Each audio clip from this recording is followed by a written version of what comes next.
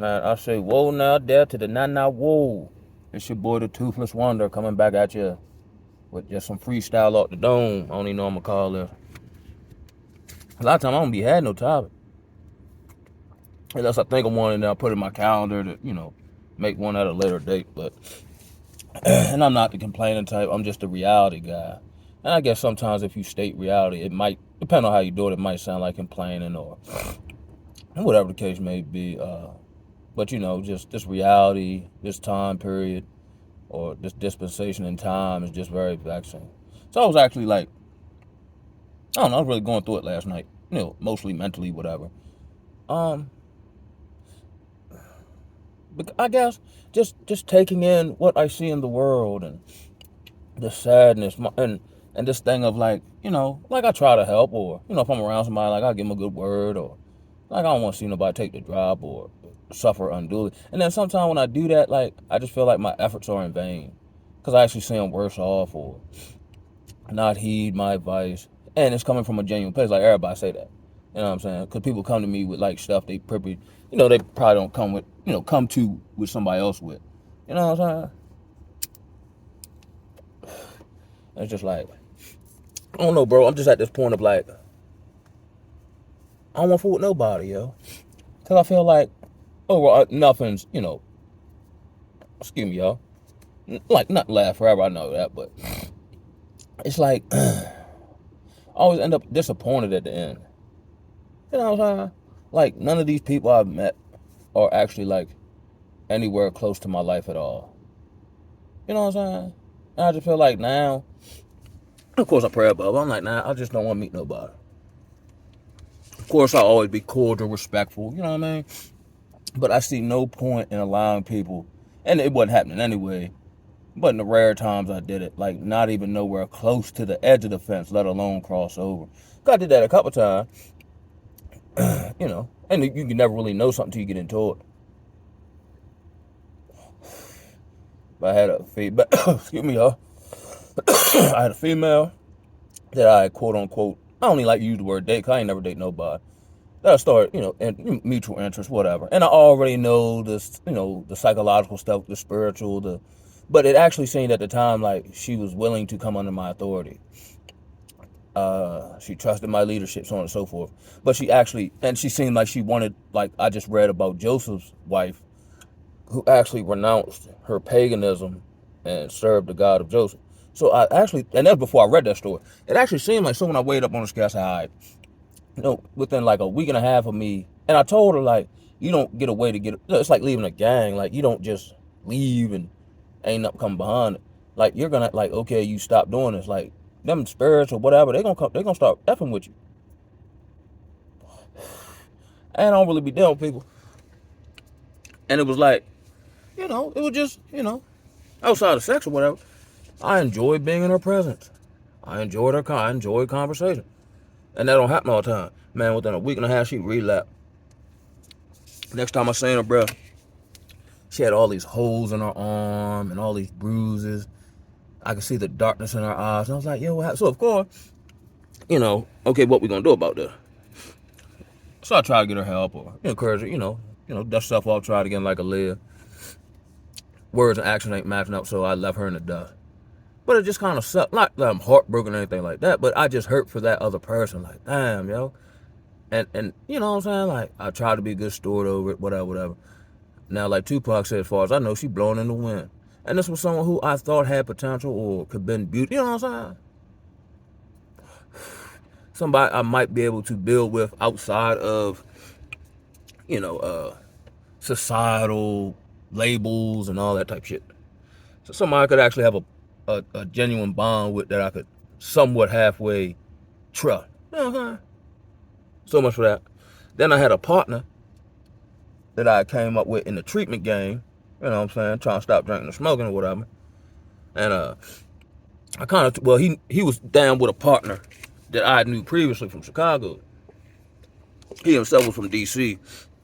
And it was all, you know what I'm saying? And I seen a lot of myself in him, right?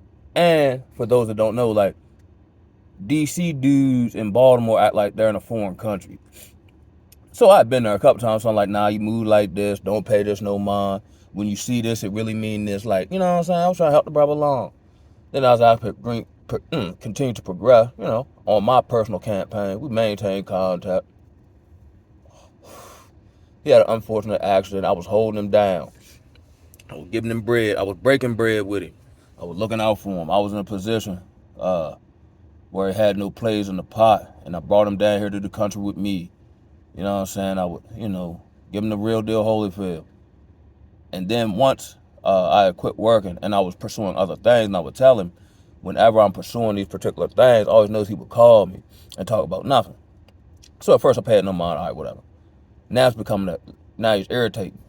So I'm like, yo, why'd you call me? I just told woo. Oh, my bad. Then he'll leave it alone a day. Then he'll do it again. So now it's making me do a total recall over our whole. Now, had he not done that, I'd have probably put up with it and been like, yo, that's just my chump homeboy. You know what I'm saying? Whatever. You might got a homeboy smoke crack or, whatever. You know what I'm saying? He all right.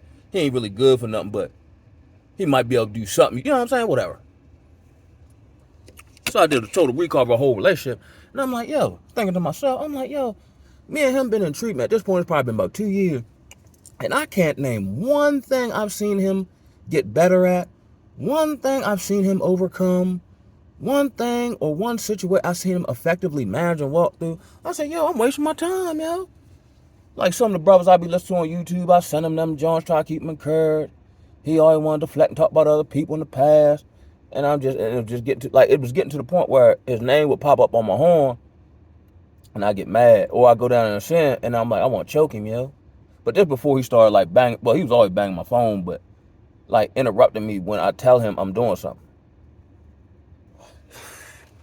So I gave him one last shot, yo, and I fired him up. All this complaining, all this, yo, your situation not gonna get no better unless you put in the work to make it better. All that talking about what everybody was supposed to do and do. It ain't gonna cut it. And then he just would keep doing it. I seen him on Facebook, and then he used to bang my Facebook up all the time. Man, I messed around. I tried to, and then he's in like a recovery house, so you know what I'm saying, you got shit to do when you get up in the morning. It was like 1 something, he was still on the joint. I'm like, yo, go to bed, yo, so I can block you without knowing, yo. So I finally see the light go up, I block him, do. He called me from another number the next day.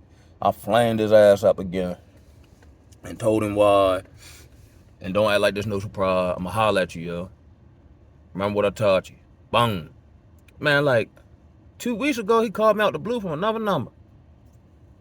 And I ain't,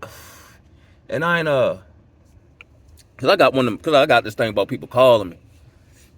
So I got one of my virtual assistants that'll screen it, right? Like if it's spam or something. But it was a regular number. So I didn't know what it was, and it ain't leave no message.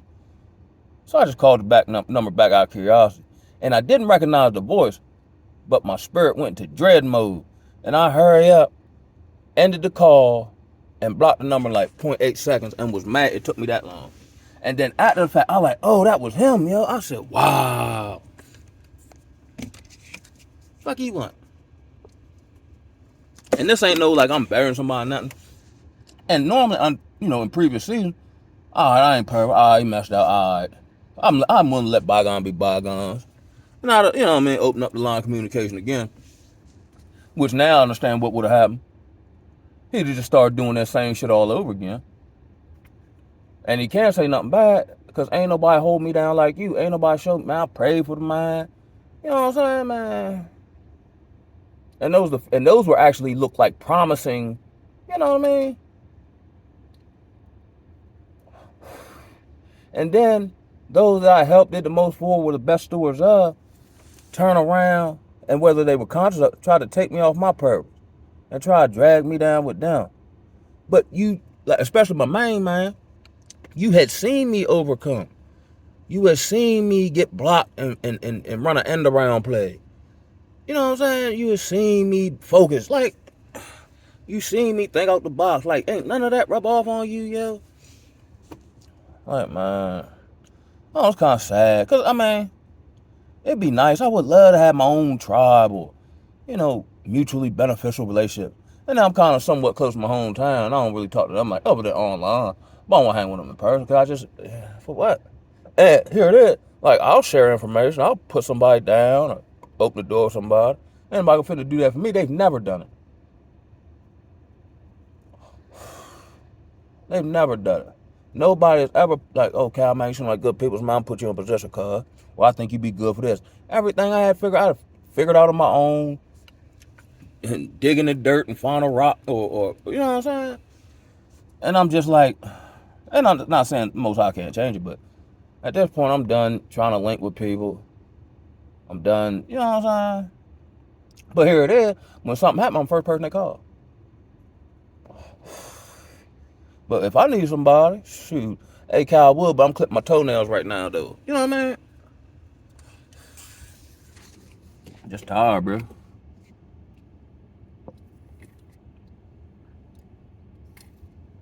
Tired of stupid stuff. You know what I mean? I'm folding them grave. So, that's whatever, man. I ain't even tripping. It's kind of, not make me sad, but it's just very sobering. You know, and that's one thing I perceived earlier on in my journey, like the mental ability to just deal with reality, regardless of how it make me feel, and keep pressing forward. Some days are easier than others, but what else you gonna do? Go backwards? Ain't nothing there. Sometimes I feel like, you know, you ever see them people who like in like a tropical storm and they're trying to walk forward, but it's a struggle, and they're making ground, but it's very tiresome and arduous. You know what I mean? Something like that, man. I don't know, press forward. And then on top of that, like I come to this epiphany. Because I started off, you know, in a treatment center. Then things weren't, you know, my plan wasn't working. So I was tired of that. So I went to a sober living home and was able to do some things. Then I ended up working, you know, got out the sober living home. Then I ended up working for a treatment center. And now I'm done with treatment. The game has changed. I don't know, it looked good on paper. And I would like to see or know or talk to somebody who's maybe in another state or something like that. But from what I see here in Maryland, there ain't nothing but a business. And people are making money off your vulnerability. And here's the double-edged sword of it. Let's say you're the type of person who's trying to put your own campaign together. You're purpose-driven. You're not going to get any help from these people. But if you're just willing to, you know, operate in a hive group setting mentality, you'll be a good little slave on the plantation. So long as the plantation don't get destroyed. But I've been in situations twice where the people at the top who running it teach you all this whatever, and then they'll leave, and then you won't sell no more. They'll cut their phone off, and you left all by yourself, or with those around you who ain't really necessarily on solid footing. And I'm just done with it. I don't want to fool with nobody else's demons. I got my own. And it really ain't even decline. I don't want to fool with the demons that be in these staff and how they put on this cloak of recovery, but they be just as dirty as anybody else. You know what I'm saying? I might need counseling from working at a treatment center, dealing with the staff there, who was just, I mean, like, damn, I would say conservatively, 85% of the female staff at some point has dealt with at least one male client sexually. Shortly after they got released. Not like, you know, 6 months, year down the road, they meet haphazardly and then, you know, whatever. They smash these dudes soon as they get out the jump. At least one, and I would say at least 60 to 70% got at least 2 bodies under their belt within the last 6 months. Man, it's off the chain. And I said, man, and then I see nobody correcting it, putting any, you know what I'm saying, like any kind of, so if you don't have any consequence for behavior, the behavior persists. And then they give me these old company lines, oh, we can't prove it. What you mean you can't prove it? Everybody know. You know what I'm saying? Oh, you're worried about the wrong thing. Just do your job. Don't, you know what I'm saying? Man, you disrespect my brain now. I'm out. Y'all not worthy of my presence. And if I'm going to be a part of something, it got to, not necessarily saying it got to be perfect, because nothing is perfect or ideal, but it got to be right. We got to be trying to do right. And then it's going to start chipping away at my spirit. Like, I'm in John. I'm like, man, I just get, and it was never like that before. Like, I work 12, 13, 14 hours like it's nothing. But now I'm not mentally there. You know what I'm saying? I got to do all the work. I don't feel like telling nobody else what to do, because they ain't going to do it the way I want it done. You know what I'm saying? I'm gone, bro. So I'm willing to, excuse me, y'all, for digging my nose dry. So I'm willing to just bet on myself and put my faith in the Most High. But I can't do that, though. I couldn't do it if I wanted to. And sometimes it'd be easy if I could just go along, get along. Or I could just, you know what I'm saying? And I could, but that means I have to drop some aspect that make me me. And I'm not losing me for nothing. Because it took so much work to find me. Hell no. But that was all I got, man. I just wanted to come through with a quick freestyle off the dome. You know what I mean? Whoa!